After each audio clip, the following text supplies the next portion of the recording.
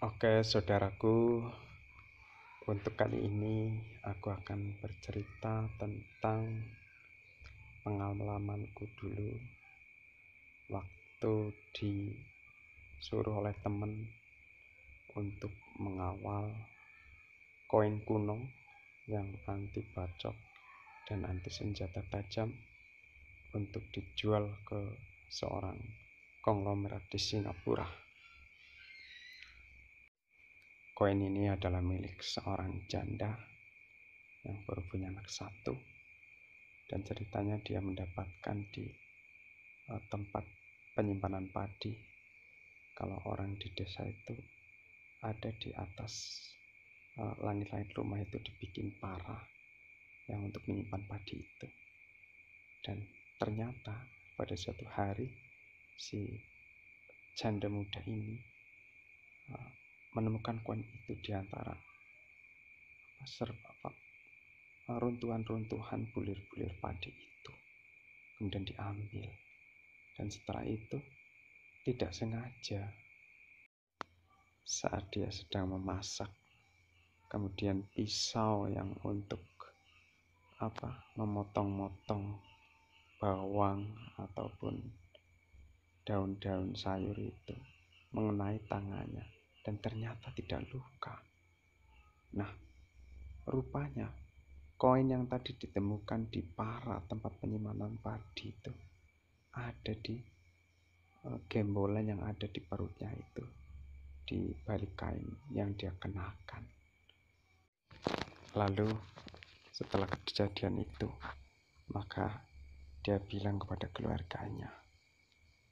Dan setelah keluarganya tahu dan kemudian cerita kepada tetangganya, dan tetangganya bilang, "Oh, itu koin kuno, koin yang harganya itu sampai miliaran. Bagaimana kalau kita cari orang yang bisa membayar maharnya? Kira-kira bisa nggak nanti kita mendapatkan uang dari situ?" Singkat cerita, begitulah asal muasal koin itu. Dan saya mendengar cerita ini dari teman saya yang namanya Rizky. Dan dia adalah anak indigo yang baru berumur sekitar 15 tahun. Nah, dari dialah aku kemudian diajak untuk menjadi pembawa dan mediator koin kuno itu untuk dicarikan mahar, dan tentunya yang bisa membeli adalah konglomerat.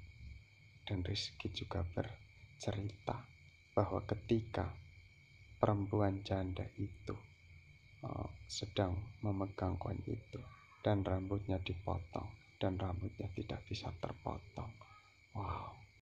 Singkat cerita, setelah beberapa minggu kemudian dibantu oleh mediator yang lain, maka kami pun mendapat pelanggan, customer yang mau membeli koin kuno itu, yaitu seorang konglomerat dari Singapura. Dan kami kemudian melakukan proses-proses pembayaran mahar itu.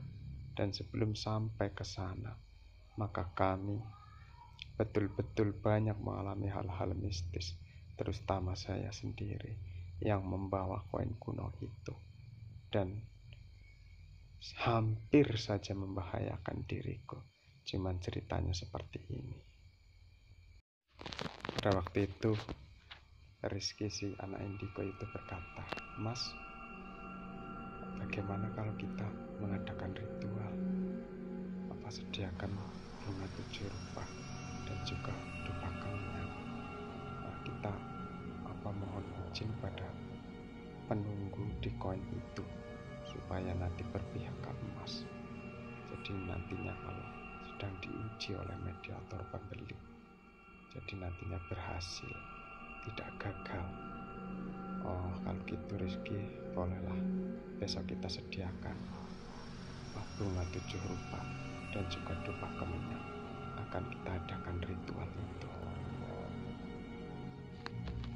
Rizky, nanti saat uji nyali Kuharap kamu ada di belakangku, dan juga ada satu teman lagi kamu ajak. Nah, tibalah pada waktu itu sekitar malam Jumat Kliwon.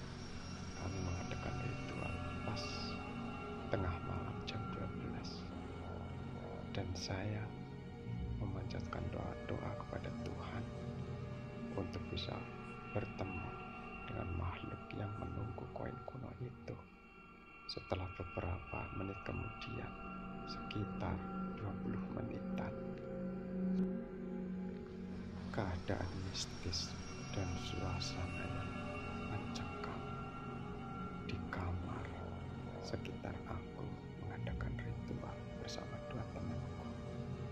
Terlihat begitu angin berhembus kencang, dan herannya di sekitar itu seperti ada tawon atau lebah yang bubar, sehingga dengunya itu sampai terdengar jelas di sekitaran itu, areal itu. Aku sedikit merinding. Nah, tiba-tiba dalam keadaan berdoa dan menunggu apa yang terjadi, rasanya kok ada yang mencekik leherku sehingga aku tidak bisa bernafas, dan terus aku tidak bernafas.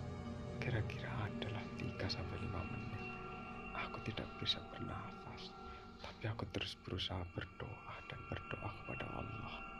Dan setelah itu, kata temanku, katanya ada sosok tinggi besar yang ada di belakangku yang mencekik leherku, dan dia katanya menundukkan badannya sambil mencekik.